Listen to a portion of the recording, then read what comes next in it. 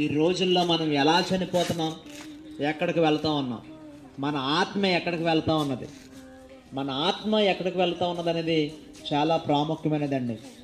మనం ఇక్కడ అన్నీ సిద్ధపరచుకుంటాం, స్థలాన్ని సిద్ధపరచుకుంటాం, ఇల్లుని సిద్ధపరచుకుంటాం, పిల్లల్ని చదివేస్తాం, డబ్బుని సంపాదిస్తాం, బిల్డింగులు కట్టుకుంటాం, పొలాలు కొంటాం, చాలా రకాలుగా జాబులు చేస్తూ ఉంటాం.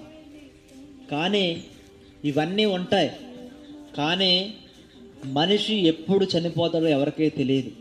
అది చిన్నపిల్లలు కావచ్చు, యవనస్తులు కావచ్చు, తల్లిదండ్రులు కావచ్చు, ఎవరైనప్పుడు కూడా అందరూ కూడా చనిపోవలసిందే. కానీ చనిపోయిన తర్వాత మన ఆత్మ అనేది వెరీ ఇంపార్టెంట్ అండి.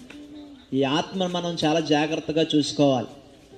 ఈ ఆత్మను మనం చాలా జాగ్రత్తగా చూసుకోవాలి. ప్రతి ఒక్కరు కూడా గమనించండి, మన పాపాల నిమిత్తం ఆయన చనిపోయాడంటే ఆయన మన 2000 సంవత్సరాల క్రితం వచ్చాడు. ఆత్మ అనేది చాలా ప్రాముఖ్యమైనది.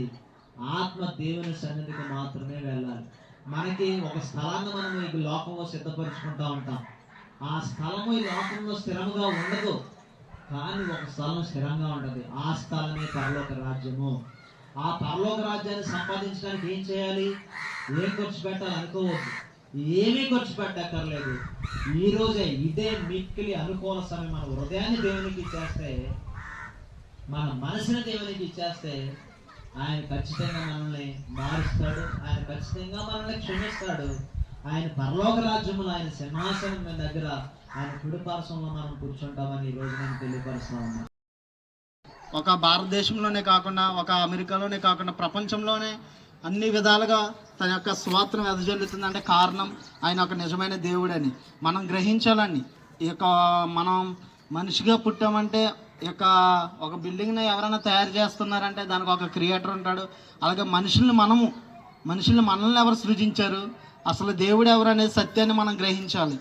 అందరూ విశ్వాసం గొప్పదే కానీ మనం ఎవరిని ఆరాధిస్తున్నాం అనేది తెలుసుకోవాలి. సత్యాన్ని గ్రహించి సత్యమైన మార్గంలో నిలబడాలి. అదే యేసుక్రీస్తు అన్నాడు, నేనే మార్గమును సత్యమును నేనే జీవమునని తెలియపరుస్తున్నాడు బైబిల్ ప్రకారం. మీరందరూ కూడా ప్రభు అయిన యేసుక్రీస్తు నామంలో నుంచి రాబడాలి.